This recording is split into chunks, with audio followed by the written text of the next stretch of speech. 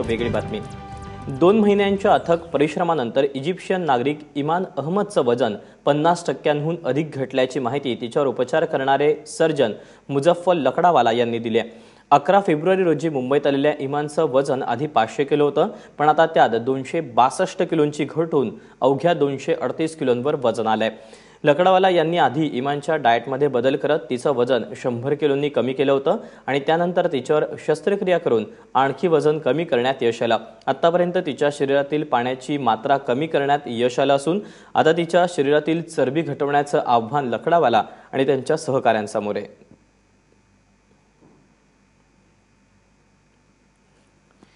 इमान अहमद या महिलेवर उपचार करणारे डॉक्टर मुझफ्फर लकडावाला यांच्याशी बातचीत केली आमचे प्रतिनिधी मृत्युंजय सिंह यांनी।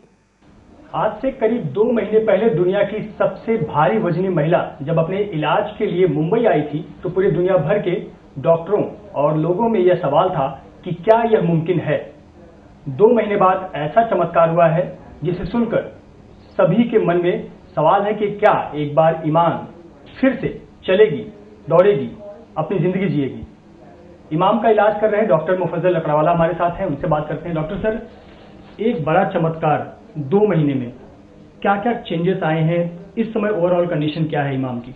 मेरे हिसाब से ये भी मेडिकल चमत्कार है, बिकॉज हम भी अचंभित हो चुके हैं ये वेट लॉस से। हमने इतना एक्सपेक्ट नहीं किया था। जब एक्चुअल उनका वेट किया गया फिलहाल थोड़े एक आध हफ्ते पहले, तब हम भी आंखें अपनी ये कर रहे थे कि इतना वेट लॉस रैपिडली क्यों हुआ। लेकिन मेरे हिसाब से थोड़े एक्सप्लेनेशंस है, मेडिकल एक्सप्लेनेशंस है।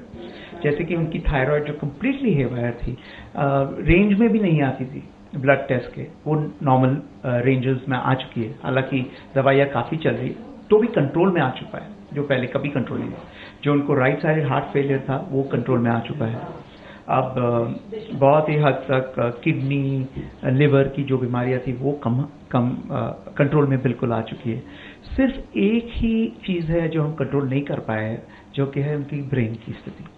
उनका जो स्ट्रोक हुआ था 3 साल पहले और जो पैरालिसिस हुई थी राइट साइड की, और जो वीकनेस है जैसे कि स्वॉलोइंग में डिफिकल्टी है और वो खांसी करती है जैसे ही उनको पानी देते हैं, या कि उनकी स्पीच में, तो वो हमारे पास अभी तक उसका सुझाव आया नहीं है। और हम ये मानते हैं कि कभी भी किसी को स्ट्रोक होता है या कोई भी ब्रेन की चीज़ें रहती है तो ट्रीटमेंट बहुत वक्त तक चलती है।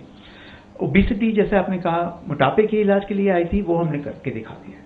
हमने उनका मोटापा इलाज कर दिया है और ये ऑनगोइंग प्रोसेस है और 1-2 सालों तक ये ओबेसिटी की ट्रीटमेंट चलती रहेगी। लेकिन अब उनकी लाइफ पे जो मोटापे के कारण से रिस्क है वो बहुत ही कम हो चुकी है, ऑलमोस्ट ना के बराबर। अब जो भी ब्रेन की स्थिति है वो डॉक्टर अरुण शाह, जो बहुत ही सुप्रसिद्ध न्यूरोलॉजिस्ट है बम्बई के, वो देख रहे हैं। सर, अब इमाम का वजन कितना है और क्या हम अब कह सकते हैं कि जो दुनिया की सबसे मोटी वजनी महिला होने का खिताब दिया गया था अब वो उसके नाम से छिन गया है?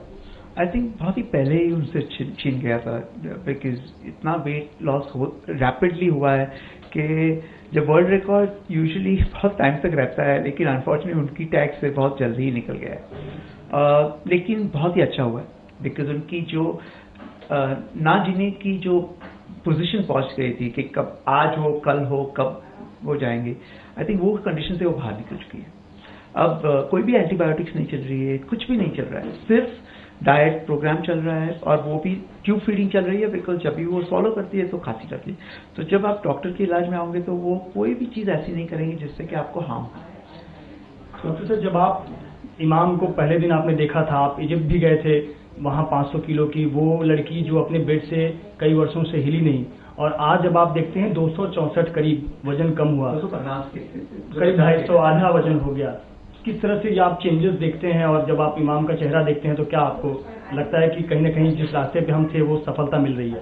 तो चेहरा वगैरह तो बहुत ही चेंज हो चुका है। जिनका जो वेट है वो सभी, उनकी बॉडी के पैरामीटर्स जो साइजेस है वो बहुत ही चेंज हो चुके हैं। अब हम उसको बिठाते भी है, जो पहले आउट ऑफ द क्वेश्चन था। अब परिवार की क्या स्थिति है, क्योंकि एक परिवार ने रिस्क लिया और भरोसा जताया कि हम भारत आकर इलाज कराएंगे, आपकी टीम के जरिए इलाज कराएंगे। अब परिवार के चेहरे पर वो किस तरह की खुशी देखने को मिलती है? परिवार का तो कोई यहाँ पर व्यक्ति है नहीं, सिर्फ सिस्टर को छोड़ के कोई नहीं है। आई थिंक सिस्टर का भी जरा मूड ईमान के मूड के ऊपर निर्धारित रहता है। जब ईमान हंसती है तो उसका मूड ठीक रहता है, डिप्रेस रहती है, और हम उसके लिए कुछ नहीं कर पाएंगे। हमने जो प्रॉमिस किया था कि हम इसका मोटापा इलाज करेंगे, हमने कर दिया। वो कब चल पाएगी, सिस्टर चाहती है कि वो चल पाए, अब वो हमारे हाथों में नहीं है। तो हम कितना जल्दी, हमने उनसे भी रिक्वेस्ट की, हमने इंजेक्शन नेशनल से भी रिक्वेस्ट की है कि आप प्लीज हमें कोई जगह बताइए जहां पर हम ब्रेन का सीटी स्कैन कर सकते हैं। बिकॉज इंडिया भर में, बम्बई में हमने सभी कंपनी से बात कर ली है, लेकिन उनकी साइज और उनका जो वेट है वो फिट नहीं हो पाती है नॉर्मल सीटी स्कैन मशीन में। तो या तो हम और थोड़ा वक्त रुके और जब वो साइज फिट हो जाए तब हम ब्रेन का स्कैन कर सकते हैं, और तब तक सिर्फ फिजियोथेरेपी कंटिन्यू रखें। और जो ब्रेन का स्ट्रोक हुआ था उसके कारण से 15% लोगों को जो स्कार एपिलेप्सी के कारण से अक्सर दौरे पड़ते हैं, बस उसका इलाज करते रह रहे। मेरा आखिरी सवाल, बतौर डॉक्टर, बतौर एक बैरियाट्रिक सर्जन, आपने जो एक चैलेंज एक्सेप्ट किया, अब आपको 2 महीने बाद यह परिणाम देखकर किस तरह से महसूस होता है? आप क्या फील करते हैं इस पूरे ओवरऑल रिजल्ट को देखते हुए?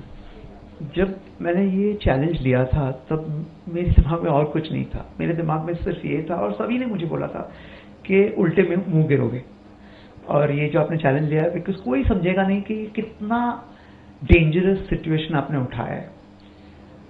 ऊपर वाले की दया से और उनके सपोर्ट से और लोगों की दुआओं से, आई थिंक बहुत से लोगों ने दुआ की है ईमान के लिए, मंदिरों, मस्जिदों, गुरुद्वारों, सभी लोगों ने दुआएं की है और मुझे मैसेजेस भेजे, तो वो दुआएं सक्सेसफुल हो गई आज।